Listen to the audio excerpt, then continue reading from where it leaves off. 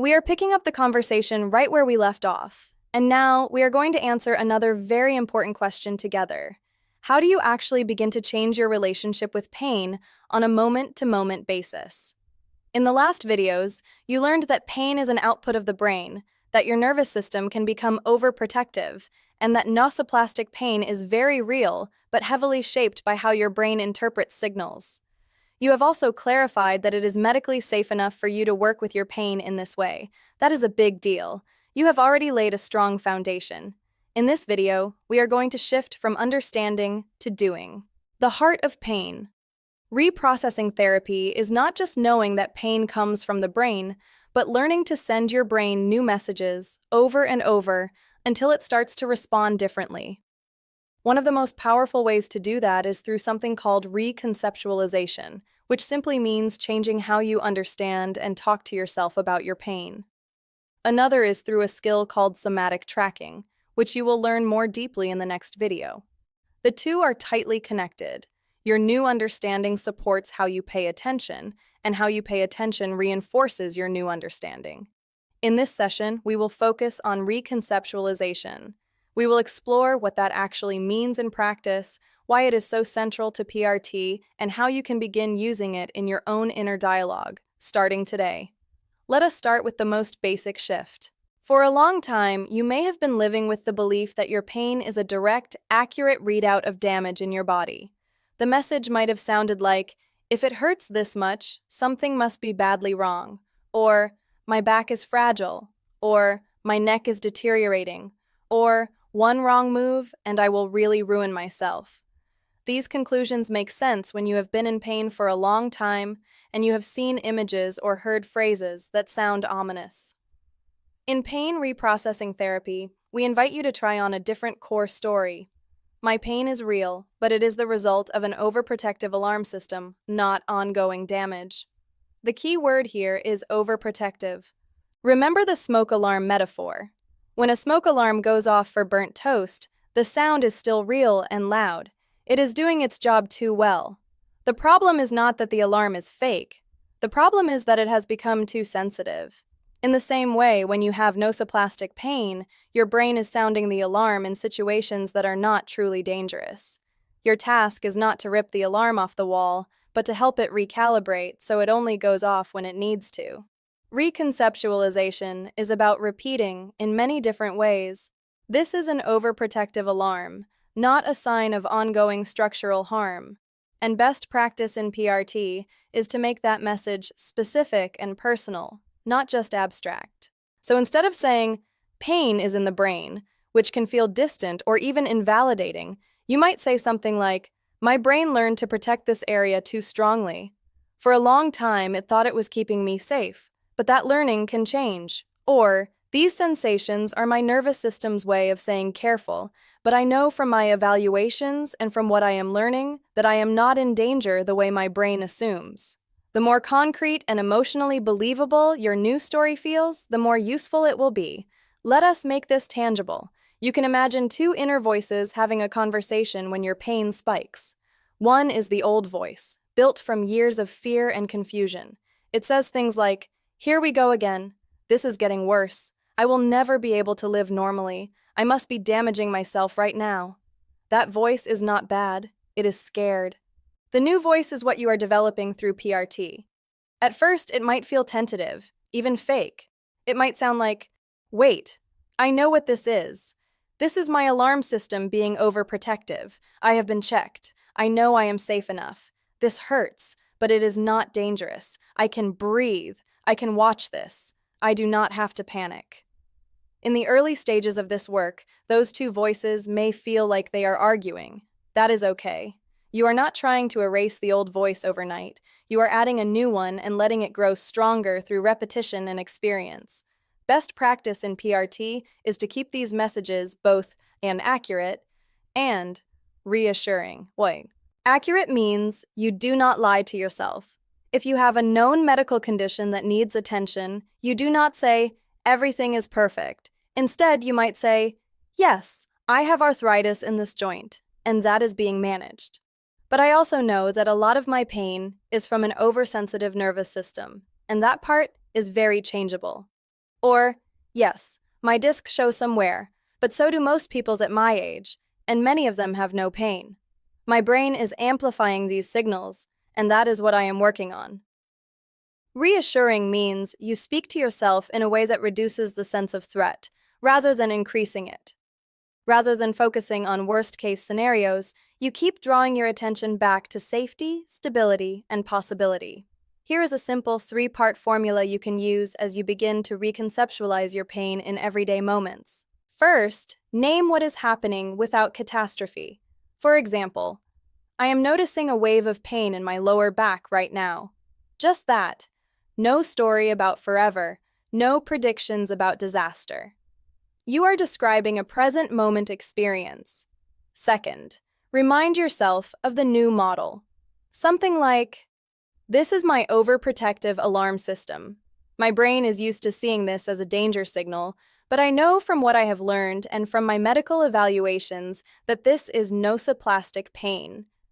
The tissues here are not an emergency. My nervous system is just loud. Third, offer yourself some kind, calming reassurance. For example, I am safe enough in this moment. I can breathe. I can let this sensation be here without panicking. My system can learn. I am not stuck.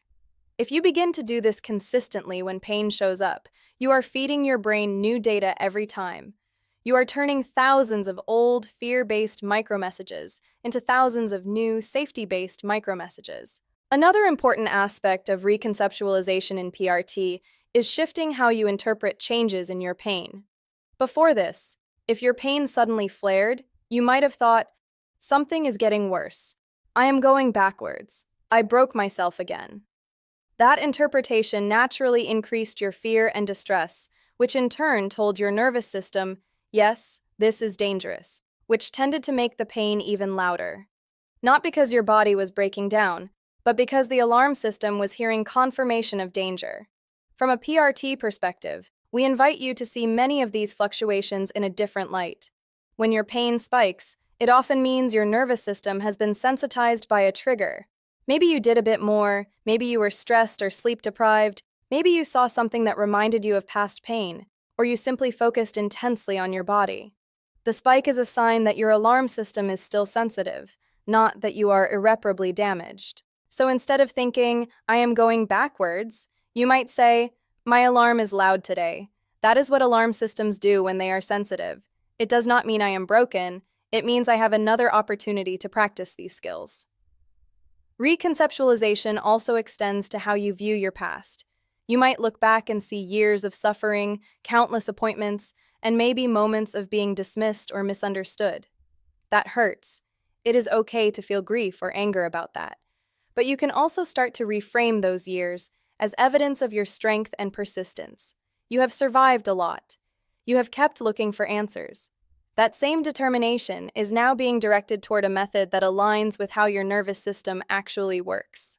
You might also revisit old explanations with a new lens. Perhaps you were told, it is just stress, in a way that felt like a slap in the face. With what you know now, you can say to yourself, stress does not mean I am imagining things. It means my nervous system was responding to everything in my life, and it did not have the tools to reset. Now I am learning those tools.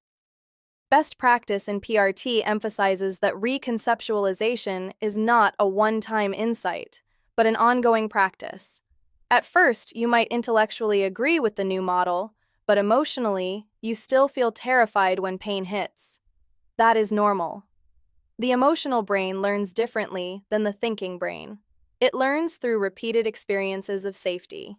Each time you feel a sensation and respond with this new understanding, naming it, reminding yourself of the overprotective alarm, offering reassurance, you are giving your emotional brain a mini dose of new learning. Over time, with enough repetitions, something subtle starts to shift. The pain may still appear, but it does not carry quite the same punch of panic. The stories your mind generates about it become a little less catastrophic. You find that you can do a bit more, or that you recover from flares more quickly. These are all signs that the new conceptual model is sinking in at a deeper level. You can support this process by occasionally reflecting more broadly, not just in the heat of the moment. For example, you might set aside 10 minutes once a week to write about how you now understand your pain compared to how you used to. You could write, I used to think my back was fragile and that any bending was dangerous. Now I understand that my spine is strong and adapted for movement, and that my brain has simply associated certain movements with danger. I am teaching it something new. Writing this out helps to consolidate the new story. You can also notice situations where the new model explains things the old model could not. Maybe you realize, my pain got significantly worse that month when I had a conflict at work, even though my physical activity was the same. Or, when I was on that trip and felt safe and relaxed, my pain was lower, even though I was actually walking more. These observations are powerful reinforcers of the brain-based understanding. They show you that your pain is not a simple readout of damage, but a complex response that can change. As we close this video, I want to emphasize one more thing that is central to best practices in PRT. Reconceptualization is most effective when it is paired with compassion. If you try to force yourself into a new mindset with harshness, telling yourself, stop being afraid, it is just your brain, get over it, you end up sending mixed messages. On one level, you are saying, there is no danger. But on another, you are attacking yourself, which your nervous system experiences as a kind of danger. Instead, the invitation is to talk to yourself the way you might talk to a child or a dear friend whose alarm system is on high. You might say, of course you are scared. You have been in pain for a long time. Anyone would be frightened by this. And also, we now know more than we did. We know this is an overprotective alarm. We can work with this. We are not alone with it. That tone of kindness is not just nice. It is biologically meaningful. It helps signal safety to your nervous system. In the next video, we will take this reconceptualization work and combine it with a very practical, experiential tool, somatic tracking. You will learn how to gently observe your pain in real time, using this new understanding, so that your brain experiences direct, lived evidence that sensations can be noticed safely. For now, if you wish, you can take a moment after this video to write down 1 or 2 sentences that capture your new understanding of pain in your own words. Something simple, like, my pain is real, but it is driven largely by an overprotective nervous system that can learn to calm down. Or, I am not broken, my alarm system is sensitive, and I am learning how to retrain it. Those words are more than just thoughts.